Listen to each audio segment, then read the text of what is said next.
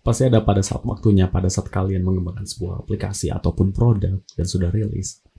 Dan ketemu mereka. You know, email misterius, nggak tahu siapa, dan tiba-tiba ngabarin ada bug. Mereka disebut sebagai bug hunter, dan di video ini aku akan jelasin tentang mereka semua.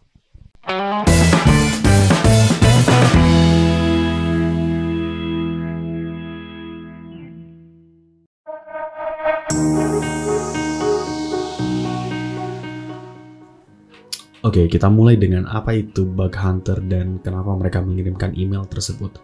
Pada dasarnya, bug hunter sendiri adalah salah satu bidang profesi pada bidang cyber security.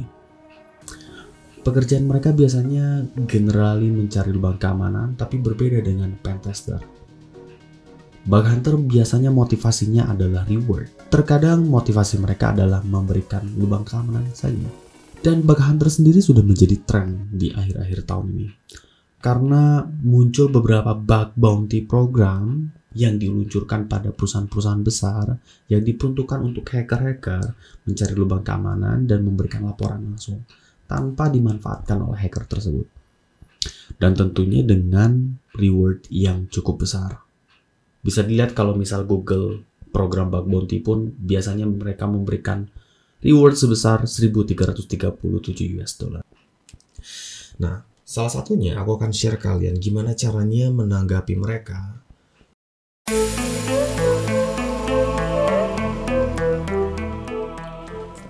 Membalas email dari bug hunter itu penting sekali. Jangan pernah dianggurin, ingat.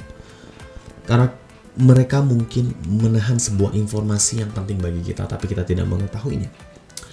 So, pada saat pertama kali bug hunter mengirimkan email ke kita perlu perhatikan email. Biasanya, pada umumnya mereka bakal memberikan perkenalan, konteks, dan beberapa orang meminta sebuah reward atau menanyakan sebuah reward. Paling umum, biasanya beberapa orang itu nggak bisa memberikan reward ataupun tidak bisa menjalankan bug bounty program. Kalian nggak usah bingung, kalian bisa jawab dengan kata-kata tersebut. Tidak bisa memberikan reward ataupun tidak menjalankan bug bounty program. Tapi yang penting adalah sebenarnya kalian bisa memberikan apresiasi untuk mereka. Jadi kalian bisa menjawabnya kalau misal tidak mempunyai reward dan bug bounty program, tapi mampu memberikan apresiasi jika dapat memberikan report tersebut dan tervalidasi. Oke. Now next, kita coba validasi.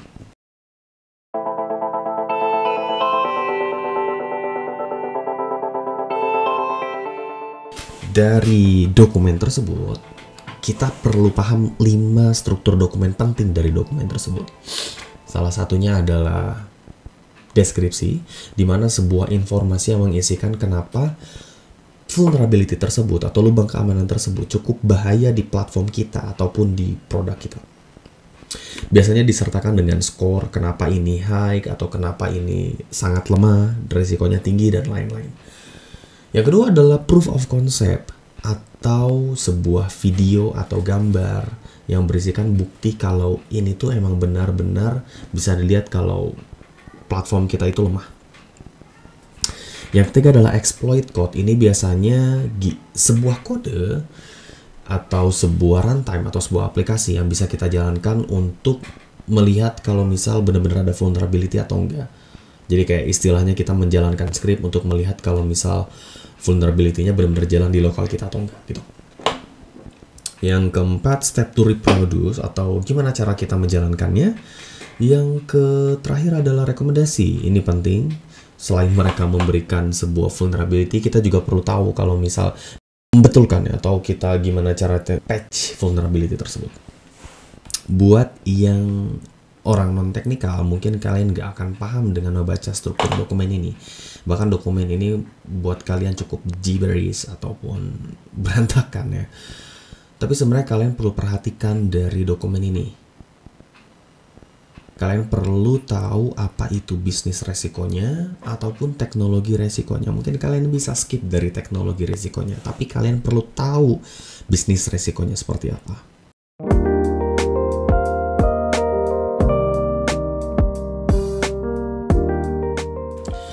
Untuk merelasikan lubang keamanan ini dengan bisnis resiko dan teknologi resiko, kita bisa mengikuti triad cyber security atau pondasi dari cyber security itu sendiri, yaitu CIA. C dari confidentiality, I dari integrity, dan A dari availability. Confidentiality itu apa? Confidentiality itu biasanya paling gampang adalah kerahasiaan sebuah data. Kalau misal platform kita dieksploit menggunakan vulnerability ini dan terdapat beberapa data yang nggak boleh publik tahu, artinya resikonya tinggi. Kita bisa merelasikan ini apakah relasinya terhadap data bisnis atau data teknologi. Selanjutnya adalah integrity atau keutuhan data. Kalau misal ada beberapa user ataupun dengan exploit vulnerability ini bisa merubah data apapun yang ada di platform ini, kita bisa lihat lagi pengaruhnya ke bisnis ataupun teknikal. Yang terakhir adalah availability. Singkatnya adalah pada saat vulnerability ini dicoba, apakah akan mempengaruhi platform mati atau user tidak akan bisa mengakses lagi platform atau produk ini.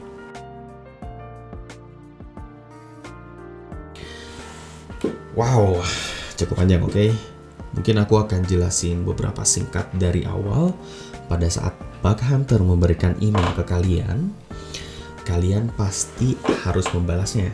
Dari mempunyai reward, apakah menjalankan bug bounty program, karena yang paling minimal adalah memberikan apresiasi buat mereka. Dan pada saat mereka membalas memberikan dokumennya, kalian perlu cek struktur dokumennya, apakah mempunyai deskripsi, POC, exploit, stick to reproduce, ataupun rekomendasi. Dan biasanya aku meminta untuk semua struktur dokumen tersebut itu ada.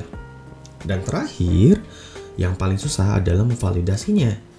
Vulnerability tersebut apakah mempunyai benar-benar resiko pada bisnis atau teknologi. Ini yang penting. Karena beberapa bug hunter biasanya mereka ada yang menulis kalau misal risiko dari vulnerability ini cukup tinggi. Padahal kenyataannya belum tentu ada resiko bisnis yang tinggi ataupun teknologi resiko yang tinggi. Cuman kalian bisa memvalidasi tersebut.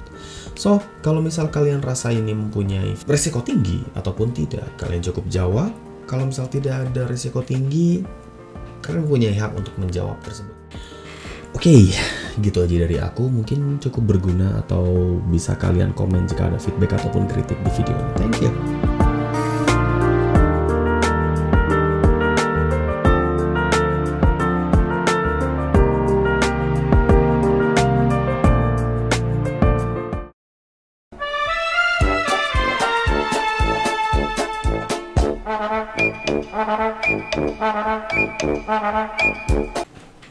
Ngomong-ngomong, thank you buat 1000 subscribernya. Thanks buat yang udah support. Gue bakal coba bikin konten terus.